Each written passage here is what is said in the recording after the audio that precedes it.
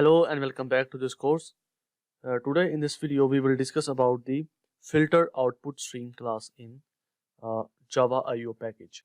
So FilterOutputStream is the child class of the OutputStream class. You can see in the hierarchy it is present at the third position in the child classes of the OutStream class. So let's discuss what is our FilterOutputStream class in Java. So FilterOutputStream class is the superclass of all the classes that filter output stream. Now we see that in the previous slides that a filter output stream has further two child classes. So this is superclass of all the classes and that filters output stream. And this class extends the output stream class, we know that. So these are the methods that are present in the filter output stream class. First of all, the close method. This method closes this output stream and release any system resources associated with the stream, just like we have discussed in our previous videos. What is a close method? It closes the output stream and release any system resources associated with the stream. So this method basically flushes the stream. If the stream has saved any characters from the previous write method, you can say that in a buffer, then it write them immediately to their intended destination. And then if the destination is another character or byte stream, then it flush it also. So this is the flush method. Next we have the write method.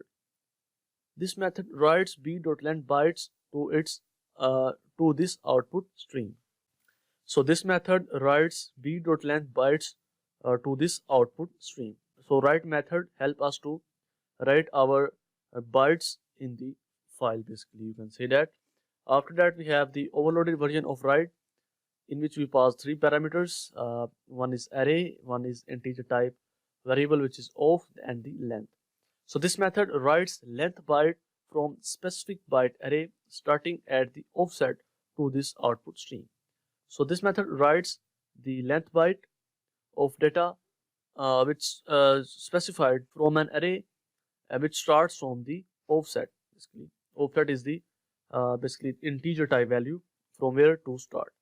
Next we have the third overloaded version of the write method. This method writes the specified byte to this output stream. If we want to write a specific byte to the output stream, we use this version of the write method. So these are the methods that are present in the filter output stream class. So I hope that you understand. So let's create our program on our NetBeans to have a better understanding that how a filter output stream works basically. So first of all, here in NetBeans I am going to type here file equals to new file, and I give the path to it.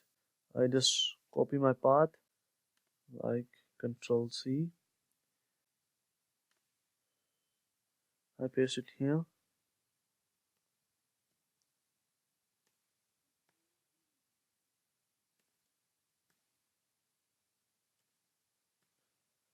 And I also type here slash example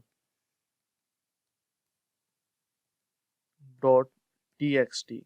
Okay, and I also import the file class in my program. Okay, now I type here file output stream, file output stream fout equals to new file output stream.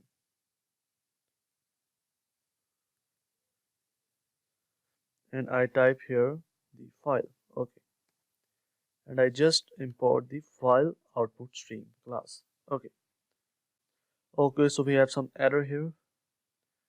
Unreported exception file not found. Okay, we have to add throw. Okay, so throws file not found exception. Okay, and after that I type here filter output stream,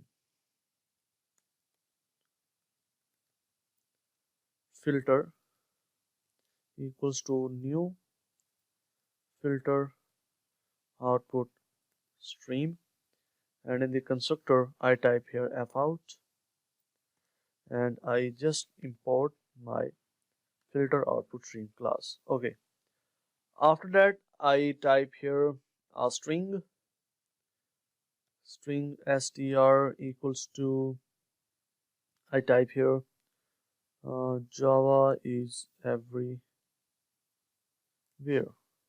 Okay, so after that I have to type here byte array byte equals to str dot get bytes. After that I type here filter dot write, and I type here b. After that I type here filter dot I use the flush method. Okay, and after that I type here filter dot close, and file fout dot close. Okay, and I print a statement here to confirm. I type here done. Okay, so IO exception, so also I throw here IO exception, and I import the IO exception. Okay, so now if I run my program, you will see done on the screen. So Java is everywhere is now written in the file. If I go to my program folders and open the example.txt, you can see Java is everywhere is now written in the file. So with the help of this class, which is the filter output stream class, we can write our data in the file. You can see here I have write a complete string in the file using this method. So I hope you understand that how we can use the filter output stream class. In our next video, we will discuss about the filter input stream class, which help us to read the data from the file which is written by the filter output stream class. So I hope that you understand about this class. We have also discussed about the flush method, which we have used in our previous videos, and also we have discussed about the filter output stream class. So I hope you understand. Anyhow, if you feel any problem by understanding the methods and any class of the IO package, you can definitely ask me a question. I will help you. So that's it for this video. I will see you in next video.